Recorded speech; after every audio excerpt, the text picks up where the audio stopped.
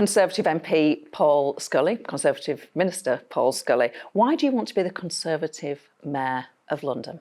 So I've been Minister for London for 3 years now, and I've seen the current incumbent, Sadiq Khan, at close quarters, and I've got more and more frustrated because he tends to deflect rather than deliver for people. And there's so much we need to do in London in terms of housing, building more housing, getting transport, TfL back on its feet financially, and making people feel safe. And so I'm a bit naive in this regard. I just want to get stuff done in London. The 9 million Londoners deserve better.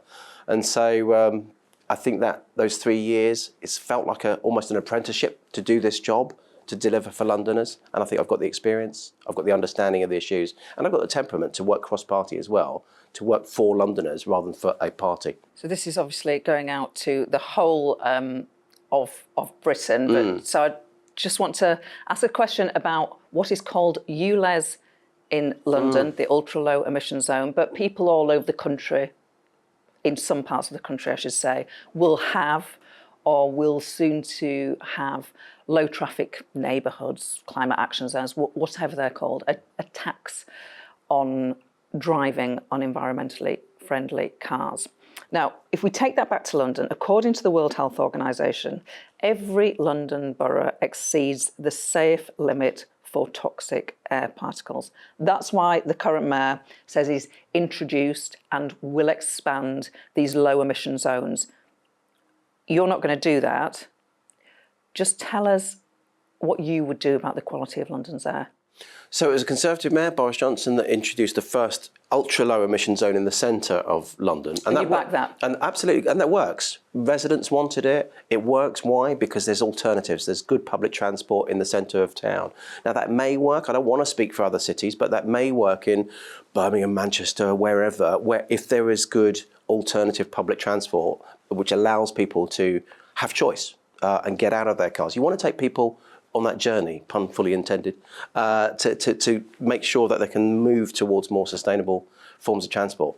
So what would I do instead? I would spend the money that's simply £200-300 million that the mayor's spending on cameras. I'd spend that money on better public transport for outer London.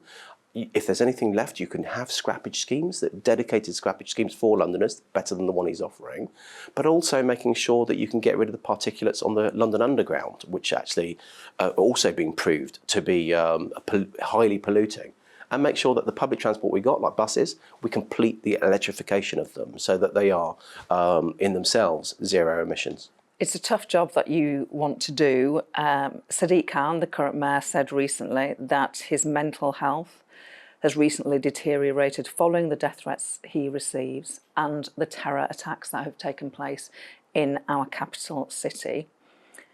He's a human being, demonstrated that. Are you up for those sort of stresses and strains? I am. It's not easy, and I feel sorry for anybody that has had real mental health strains in particular. And I've seen it not just from the reports from Sadiq, but I've seen it firsthand from colleagues in the House of Commons. Of course, I've had 2 colleagues and friends die at the hand of extreme behaviour, David Amess and obviously Joe Cox. And they were the 2 worst days of my political life because I just found it really difficult. I still find it difficult to talk about them and what happened to them because it could have been any one of us. And so it's understandable that it takes a toll.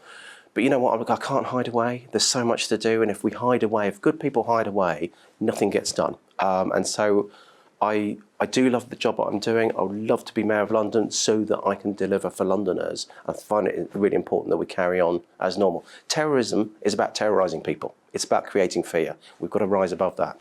Is abuse just a normal part of being a politician these days? I'm not sure it's a normal part. It does step over on occasions, and I've seen, especially women, especially people from ethnic minority backgrounds, get abused. But it's been a cost for for me. My family broke down, my marriage broke down whilst I was MP a few years ago. So there is a cost on a lot of people. We give up stuff to do this job. But I understand that's the world's smallest violin for a lot of people. They're going to look at this and think, well, you're a politician, you've got this amazing job. And it is fab. I really love it, but it does come at a cost sometimes. Do you think your marriage broke down because you're in politics? I think partly what politics does, it just drives a great big wedge through it, because you do have to be really driven to, first of all, get elected.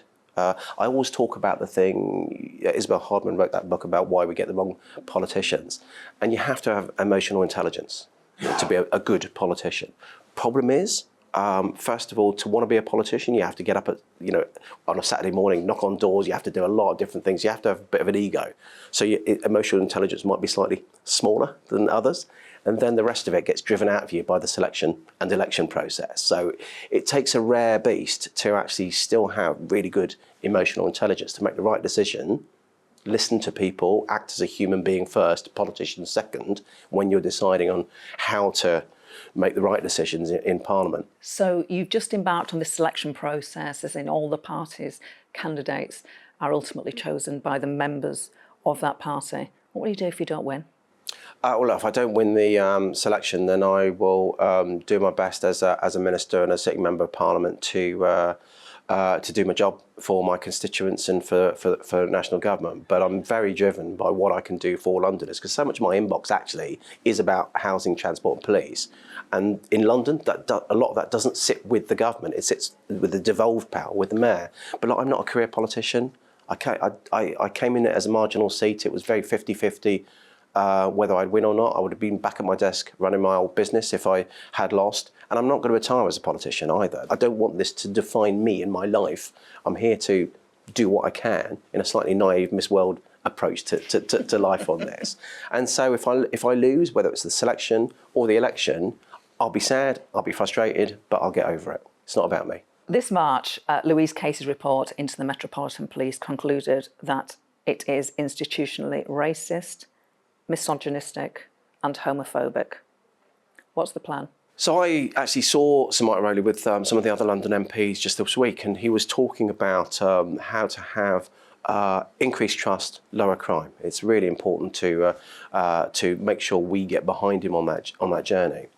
What I want to see from him, everybody wants to see more policemen on the street, but they've got to be the right ones. They've got to have the confidence of the public, and because we have policing by consent. So what I want to see from Mark is a really good programme for vetting, and not just vetting people coming into the police service, but ongoing vetting as well. Now that looks like he was making a very compelling case for us to look at the regulations around it, and then we've got to make sure, second stage, is that they are more ingrained in the community, that they can be around the beat, speaking to people, gaining that trust there, but they're also attending crimes like burglary, low-level crimes as well. Would you make them attend every burglary? Yeah, absolutely. And again, the Commissioner said that, and I'm totally behind him on that, because people feel if a bike's nicked, a phone's nicked, or a house is burgled, you just get a crime number for your insurance, and that's it. We need more than that. Okay, so we're talking on Wednesday. This programme is going to be broadcast on Sunday. On the day that we are chatting, Boris Johnson has faced new allegations about breaking more lockdown rules. In response, some people say, including some of his allies, but it goes wider than that too, this is a witch hunt, this is a stitch-up, this is the blob. When a politician is accused of doing something, how did we get to a point where political debate goes to, well, this is just a witch hunt? Well, I think, look, first of all, we should have dealt with this right at the beginning. We should have just said, you know what, things may have happened, let's really open it up and get this done. This could have been sorted out 18 months ago. And so it's a frustration for me looking in that wasn't done. But there is a sense of drip feed around it, because obviously it's a case that various newspapers, various journalists do like these stories that they can really hang their hat on. Let's see, with these allegations, I haven't seen the allegations. I think it's important that we do what we didn't do then, throw it open, let people investigate it, let that have its course, and then we can see everything in the open once those investigations have reported back. It's important that we are open, because people expect us to be open and transparent. However, it's been a while now since we've had COVID. What we also need to be doing, what I'm going to do, is focus on the day job and looking at delivering for people now in the cost of living issues. If you are selected as the candidate, will you seek advice from the Conservative who won that mayoralty, the Conservative candidate who won that mayoralty twice, Boris Johnson? Absolutely. So, whatever you think about Boris Johnson, he has reached into parts of London and indeed parts of the country in 2019 that Conservatives in general didn't do. And there's something about that relentless optimism, that positive nature that even the greatest city in the world can be greater still.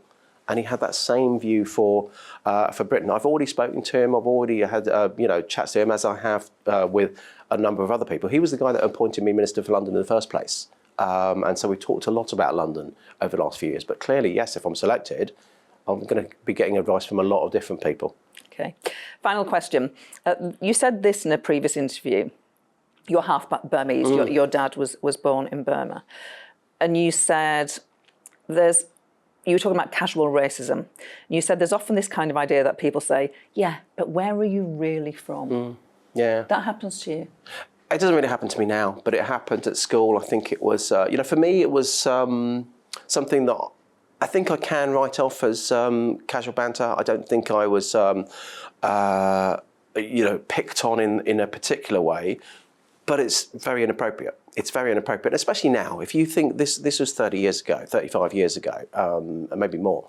God, I'm that old. But it's so things have changed. Language has changed, and the acceptability of some of those comments has changed. So I wouldn't expect to see anybody my age then going through that now, and it needs to be called out. So maybe I should have called it out more. And it is a real issue for people around London. And actually, I think I'm actually, because I've got relatively pale skin, but half Burmese, I'm probably representative of a lot of Londoners in particular, where you're talking about second, third, fourth generation with mixed marriages, etc. My mum was from Nottingham. And so people got to be respectful of that. But actually, I'm so proud of my heritage, and there's nothing wrong with asking where your family are from. I just think you've got to do it in the right way. Paul Scully, thank you very much indeed.